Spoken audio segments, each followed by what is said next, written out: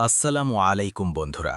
কঠোর পরিশ্রম, ভুল থেকে শিক্ষা আর নিজের পরিবর্তনের মাধ্যমে কিভাবে একটি সাধারণ কাঠের পুতুল ধীরে ধীরে সত্যিকারের মানুষ হয়ে ওঠে, সেই অসাধারণ গল্পই আমরা আজ দেখব। তো চলুন শুরু করা যাক। পিনোকিও ২০১৯ মুভির সম্পূর্ণ গল্প। গল্পটা শুরু হয় ইটালির একটা ছোট শহরে, যেখানে গ্যাপিটো নামের এক বৃদ্ধ কাঠের মিস্ত্রি থাকতেন। তিনি প্রতিদিন মানুষের বাড়িতে গিয়ে কাজ চাইতেন, কিন্তু সব জায়গায় তাকে ফিরিয়ে দেওয়া হতো, কারণ সেখানকার অধিকাংশ মানুষও দারিদ্র্যের মধ্যে বাস করতেন। এই কারণে গ্যাপিটোকে প্রায়ই না খেয়ে থাকতে হতো। একদিন রাস্তায় হাঁটতে হাঁটতে তিনি একটা সার্কাসের গাড়ি দেখতে পেলেন, যেখানে কাঠের পুতুল রাখা ছিল। সেই পুতুলগুলো দেখে তার মনে আশা জেগে উঠল। তিনি ভাবলেন, যদি তিনিও এমন একটা পুতুল বানান, তাহলে হয়তো শহর ঘুরে ঘুরে তার প্রতিভা দেখাতে পারবেন, হয়তো টাকা রোজগার করে একটা ভালো জীবন কাটাতে পারবেন। এখন এই আশাই তার জীবনের উদ্দেশ্য হয়ে গেল। তিনি তাড়াতাড়ি কাঠ কিনতে একজন সাপ্লায়ারের কাছে চলে গেলেন, এবং ভাগ্য তার সঙ্গে ছিল। আসলে গ্যাপেটো আসার কয়েক মুহূর্ত আগে সেই লোকটা এক টুকরো কাঠ কাটছিল, কিন্তু হঠাৎ সেই কাঠের টুকরোটা নিজে নিজে নড়তে শুরু করল এবং হাঁটতে লাগল। এটা দেখে সেই লোকটা ভয়ে কাঁপতে লাগল। তারপর যখন গ্যাপেটো সেখানে এসে কাঠ চাইলেন, তিনি না ভেবে সেই অদ্ভুত ও জীবন্ত কাঠের টুকরোটা তাকে দিয়ে দিলেন, যেন সেই জিনিসটা থেকে মুক্তি পেতে চাইছিলেন। এদিকে গ্যাপেটো খুশি হয়ে কাঠটা বাড়ি নিয়ে এলেন এবং পুতুল বানানো শুরু করলেন। যখন তিনি পুতুলের বুক বানাচ্ছিলেন, তখন অনুভব করলেন যে কাঠের ভিতরে একটা হৃদয় ধরফর করছে। এটা এমন একটা জিনিস যা যে কাউকে ভয় পাইয়ে দিত, কিন্তু গ্যাপেটোর কাছে এটা ছিল একটা অলৌকিক ঘটনা। তার চোখে আনন্দ ও বিস্ময় স্পষ্ট দেখা যাচ্ছিল। তিনি অনুভব করলেন যেন কেউ তার একাকী জীবনে প্রাণ ভরে দিয়েছে। এভাবে দিন কেটে গেল, এবং কয়েক সপ্তাহের কঠোর পরিশ্রমের পর তিনি তার পুতুল সম্পূর্ণ করলেন। তিনি এর নাম রাখলেন পিনোকিও। এটা শুধু একটা পুতুল ছিল না, গ্যাপেটোর কাছে এটা ছিল একটা স্বপ্ন, একটা সঙ্গী, এবং হয়তো ছেলের মতো। সবচেয়ে দামি জিনিস বানানোর পর গ্যাপেটো নিজের কম্বল কেটে পিনোকিওর জন্য জামা সেলাই করে দিলেন। গরিব হওয়া সত্ত্বেও যা যা ছিল সবই তিনি এই পুতুলের জন্য দিয়ে দিলেন। তারপর তিনি তার ছেলের মতো করে পিনোকিওকে হাঁটতে শেখাতে শুরু করলেন। কিন্তু পিনোকিও তখনও শিশুসুলভ দুষ্টুমিতে ভরপুর ছিল। যেই মুহূর্তে গ্যাপেটো অন্যমনস্ক হলেন, পিনোকিও হঠাৎ দৌড়ে পালিয়ে গেল। তার কাছে এই পুরো পৃথিবীটা একদম নতুন ছিল।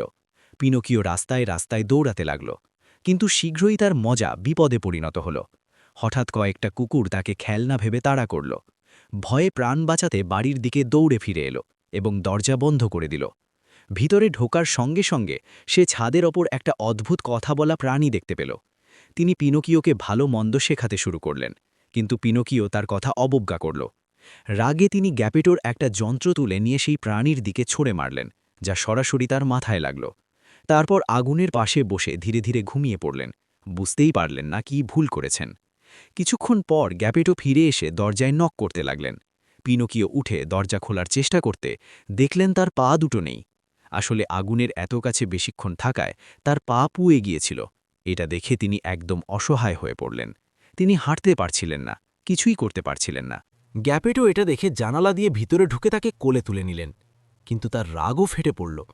তিনি পিনোকিওকে বকলেন এবং বললেন, আমি তোমার নতুন পা বানাবো না, কারণ তিনি না বলে পালিয়ে গিয়েছিলেন। এই রাগ শুধু শাস্তি ছিল না, গ্যাপেটো সত্যি দুঃখ পেয়েছিলেন, যেন তার ছেলে তাকে ছেড়ে চলে গিয়েছে। কিন্তু সময়ের সঙ্গে সঙ্গে গ্যাপেটোর হৃদয় গলল। তার ভালোবাসা রাগের চেয়ে বড় হয়ে গেল। অবশেষে তিনি পিনোকিওর জন্য নতুন পা বানিয়ে দিলেন। তারপর পরের দিন সকালে গ্যাপেটো পিনোকিওর জন্য একটা নোটবুক কিনতে দোকানে গেলেন, কিন্তু তার কাছে টাকা ছিল না। অসহায় হয়ে তিনি নিজের সব কাপড় দিয়ে দিলেন, শুধু যাতে তার ছেলে লেখাপড়া করতে পারে। তিনি নিজের ওপর যে কোনো কষ্ট সহ্য করতে প্রস্তুত ছিলেন, শুধু পিনোকিও যাতে ভালো জীবন পায়। যাই হোক, নোটবুক নিয়ে গ্যাপেটো খুশি হয়ে ও গর্বের সঙ্গে পিনোকিওকে স্কুলে নিয়ে গেলেন। তার মুখে আশা ছিল যে তার ছেলে লেখাপড়া করে জীবন উন্নত করবে। কিন্তু পথে পিনোকিওর চোখ আটকে গেল একটা জিনিসে, আর সেটা ছিল একটা পুতুলের সার্কাস। তিনি জানতে চাইলেন সার্কাস কিভাবে চলে, আর সবচেয়ে বেশি তিনি সেই কাঠের পুতুলদের সঙ্গে দেখা করতে চাইলেন, যারা তার মতোই দেখতে। তাই তিনি স্কুলে যাওয়ার ভান করে গ্যাপেটোর চোখের আড়াল হওয়ার সঙ্গে সঙ্গে চুপি চুপি সার্কাসের দিকে দৌড়ে গেলেন। কিন্তু সার্কাসের গেটে সিকিউরিটি গার্ড তাকে আটকে দিল, কারণ তার কাছে ঢোকার জন্য রূপোর কয়েন ছিল না। এখন ভিতরে যাওয়ার লোভে পিনোকিও সেই দোকানে ফিরে গেলেন, যেখান থেকে গ্যাপেটোর নোটবুক নিয়েছিলেন, এবং সেই লোকের কাছে টাকা চাইলেন। যখন সেই লোক অস্বীকার করল, পিনোকিও নিজের নোটবুক বিক্রি করে দিলেন। তারপর শো চলাকালীন একটা পুতুল পিনোকিওকে দেখতে পেল, আর সে তৎক্ষণাৎ বুঝতে পারল যে সেও তার মতো কাঠের তৈরি। সে খুশি হয়ে পিনোকিওকে মঞ্চে ডেকে নিল, যাতে তারা একে অপরের সঙ্গে দেখা করতে পারে। এখন পিনোকিও তার মতো মানুষদের সঙ্গে দেখা করলেন। কিন্তু এসব দেখে সার্কাসের মালিক সতর্ক হয়ে গেলেন। তিনি দেখলেন যে এটা কোনো সাধারণ পুতুল নয়, যে পিনোকিওর সঙ্গে যুক্ত নয়। এটা তাকে আরও বেশি বিশেষ করে তুলছিল। এটা দেখে তিনি খুশি হলেন এবং তার লোভও জেগে উঠল। তাই তিনি পিনোকিওকে পিছনে নিয়ে গিয়ে আলাদা করে দিলেন। বাকি শো চলতে থাকল। তারপর সন্ধ্যায় গ্যাপেটো ছেলেকে নিতে স্কুলে পৌঁছালেন, কিন্তু সেখানে তিনি দরজা বন্ধ করা সিকিউরিটি গার্ডের সঙ্গে দেখা করলেন। তিনি তাকে বললেন যে সব ক্লাসরুম খালি, আর হয়তো পিনোকিও সার্কাসে চলে গিয়েছে। এখন গ্যাপেটো তৎক্ষণাৎ সার্কাসের দিকে দৌড়ে গেলেন, কিন্তু যখন তিনি সেখানে পৌঁছালেন তার মন ভেঙে গেল, কারণ সার্কাস চলে গিয়েছে। তিনি জানতেন না যে সার্কাসের মালিক পিনোকিওকে অন্য শহরে নিয়ে গিয়েছেন।